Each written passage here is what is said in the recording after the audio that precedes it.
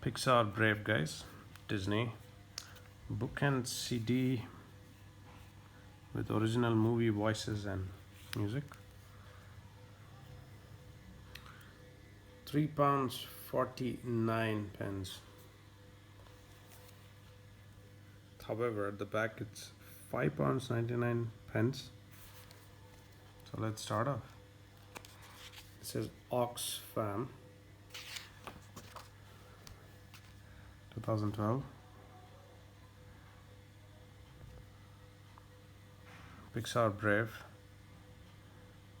I guess this was owned by Gemma Coles, as you can see. Some say our destiny is tied to the land as much a part of us we are of it. But no one knows how we came to this land or when. Only that there have been people here a long time. Living in this land of mist and clouds, sun and rain and snow, people who have come and gone, barely leaving traces they have been here at all. A fierce, proud land filled with stories and magic and danger. A long time ago, there was a kingdom called Dunbroch. The kingdom was ruled by King Fergus, who was strong and brave, and Queen Eleanor, who was wise and fair. King Fergus had lost his leg in a fight with a demon bear called Mordew. The king swore that one day he would defeat the bear once and for all. The king and queen had 4 children. Hamish, Hubert, and Harris were triplets. They were always causing mischief, and yet they never got in trouble. And then there was Princess Merida. It seemed that she could do nothing but get in trouble. Merida would be queen someday, and her mother wanted to make sure that she was prepared. A princess enjoys elegant pursuits. A princess laughs with her eyes. A princess must be knowledgeable about her kingdom.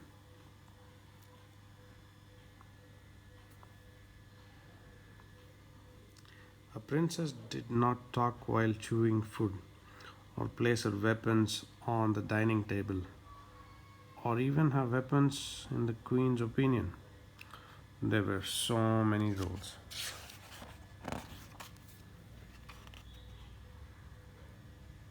Merida much preferred to ride full speed through the countryside on her horse Angus. She loved archery and was very good at it. She liked to climb up waterfalls, and she liked to yell just as loud as she pleased. There you see.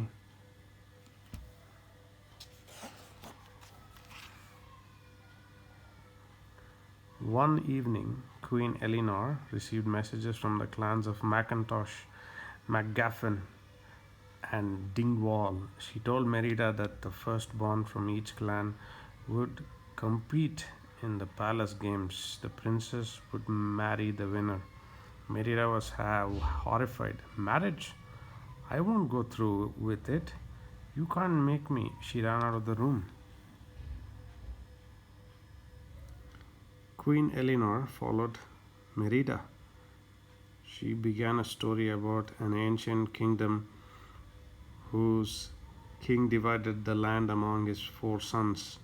But one prince wanted to rule the land himself. He followed his own path, and the kingdom fell apart. Merida rolled her eyes. That's a nice story. The queen looked at her daughter. It's not just a story, Merida. Legends are lessons. They ring with truth.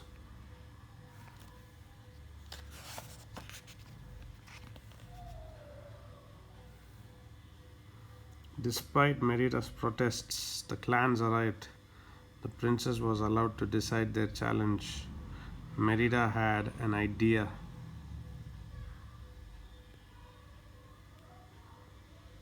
I choose archery. The queen threw her hands in the air. Let the games begin. The clans competed in tug of war, hammer throwing, cricket, and finally archery. Stocky young MacGuffin tried his luck first, almost missing the target, and arrogant young Macintosh's arrow was slightly off center. But to everyone's surprise, scrawny Weeding Wall made a perfect shot.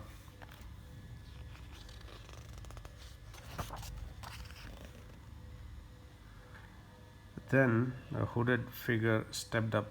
I am Merida, firstborn descendant of Clan Dunbrook, and I'll be shooting from my own hand. Queen Eleanor rose from her seat. Merida, I forbid it. Merida began to aim. Bullseye. She hit the center of every target. Furious Queen Eleanor took Merida into the castle. I've just about had enough of you lass. You embarrassed them. You embarrassed me. Merida glared at her mother. This whole marriage is what you want? Do you ever bother to ask what I want? I'm not going to be like you. Merida turned to the family tapestry hanging on the wall and slashed it with her sword. Then she ran out of the castle. The princess raced through the woods on her horse. Suddenly, Angus stopped short. Merida flew off him and landed on the ground. She found herself inside a circle of stones where glowing blue lights flickered. Merida followed the lights through the woods until she saw a small cottage. When she opened the cottage, she saw an old woman. Merida knew the woman was a witch, and she begged her for a spell. The witch sighed. She told Merida that long ago she had met a prince. He demanded she give him the strength of 10 men. He demanded she give him the strength of 10 men. And did he get what he was after? The witch looked at Merida with narrow eyes and nodded. That was all Merida needed to know. Then that's what I want. I want a spell that changes my mother. That will change my fate. The witch began throwing things into a cauldron. Suddenly, the concoction exploded. The witch pulled out a dainty little cake.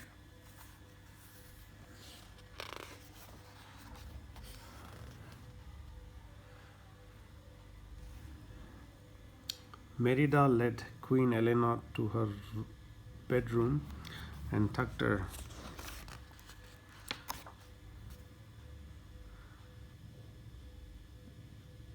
mother in. After a few minutes, the queen rose from the bed. The sheet fell away from her, and there in front of Merida stood a bear. Queen Eleanor looked in the mirror and roared. What had the spell done? What had Merida done? The queen roared even louder and ran out of the door. Merida chased after her. What are you doing, Dad? The Bear King? If he so much sees you, you're dead. Queen Eleanor stopped. Merida was right. But they heard voices. Panicked, they ran down the hallway and right into the triplets with the boys. Help! Merida guided the queen out of the castle. Merida turned to her brothers. Now I'll be back soon. Go on and help yourself to anything you want as a reward. The triplets were excited. They loved sweets. Merida and Queen Eleanor raced to the woods. They needed to reverse the spell, but night had fallen, so they took shelter. The next morning, Merida used her bow and arrow to catch fish. Then she showed her mother how to catch them using her paws. For the first time in a while, Merida and her mother had fun together.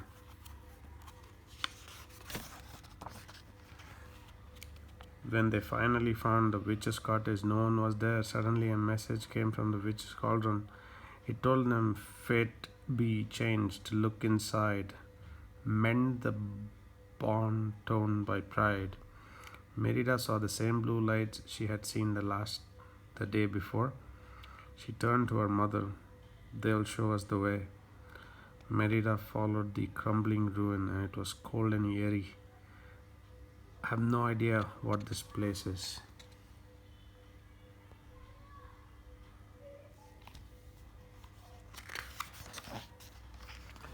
Just then, the ground gave way underneath the princess.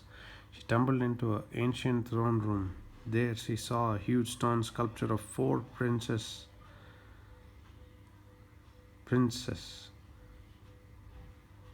She told she looked she looked up at her mother, who was peering in from above. "You suppose this could have been the kingdom in that story you were telling me? The one with the princess?" Suddenly, Merida noticed that the stone was broken before the fourth prince. She gasped. The prince in her mother's story and the one in the witch's story were the same. The spell. It's happened before. Merida looked around. Claw marks were gorged in the walls. Bones were scattered about. Oh no, the prince came. The prince became Mordew. Sorry. Oh no, the prince became Mordew. Merida gasped as he turned and saw the evil bear behind her. The princess barely escaped Mordew. She and the queen ran through the woods. Merida knew that they needed to reverse the spell soon. She remembered the voice from the cauldron. "Mum, if we don't hurry, you might be a bear forever." Let's the outside become the inside, like Mordew. Mend the bond torn by pride. We have to get back to the castle. I know what to do. It's the tapestry. Tapestry. At the castle, they found the clans in the middle of the huge battle. Lord MacGuffin was angry. "You're the king. You decide which one of our sons your daughter will marry." King Fergus struggled to reach his throne. "None of your sons are fit to marry my daughter." Lord Dingwall didn't like that. "Then our alliance is over. This means war." Merida knew it was up to her to stop the fighting. It was her duty to choose who she would marry. She took a deep breath and faced the crowd. "Our clans were once enemies, but when invaders threatened us from the sea, you joined together to defend our lands. It was an alliance forged in bravery and friendship, and it lives to this day. And I know now that I need to amend my mistake and I mend our bond. I've decided to do what's right."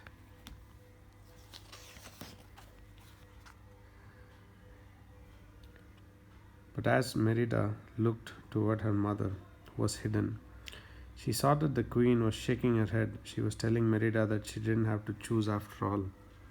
Merida looked back at the crowd and break tradition. My mother, the queen, feels in her heart that we be free to write our own history, our own story, follow our hearts, and find love in our own time. The king put a hand on Merida's shoulder and smiled. "Just like your mom."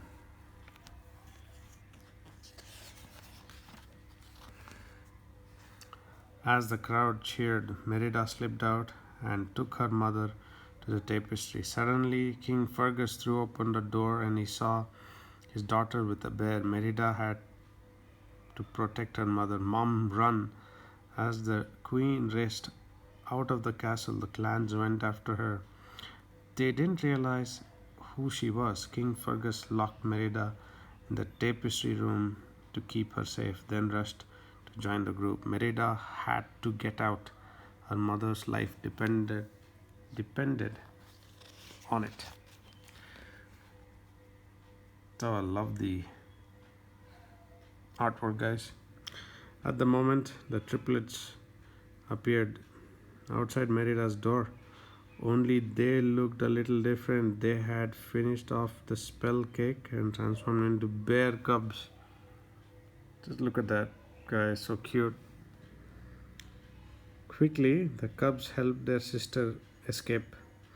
Merida grabbed a needle, some thread, and the tapestry.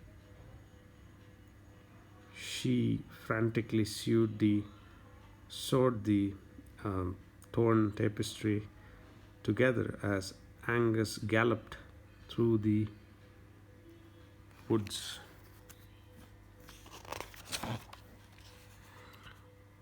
The hunting party caught the queen at the Ring of Stones. Queen Eleanor roared in terror as King Fergus walked up and raised his sword. But Merida burst out of the woods and blocked the king. "I will not let you kill my mother." Just then, a huge bee stepped into the Ring of Stones. Merida gasped, "Mordieu!" King Fergus looked up at the bear. "Kill it!" But the demon bear swatted the hunters away like flies. He tossed King Fergus into the stone. Then he turned to Merida. Queen Eleanor roared and attacked Mordieu. The bears slashed at each other, but the queen fooled Mordieu into charging a broken stone. The stone toppled over, crushing the demon bear. Merida looked at her mother. She had finished mending the tapestry, but the queen was still a bear. "I don't understand." "Oh, Mom, I'm sorry. This is all my fault. I want you back, Mom." As Merida embraced her mother, morning light began to creep in and fill the Ring of Stones. Suddenly, Merida felt a human hand stroke her hair. Her mother wasn't a bear anymore. "Mom, you're fine. Perfect." The queen smiled at her daughter. The triplets came running over. They were boys again.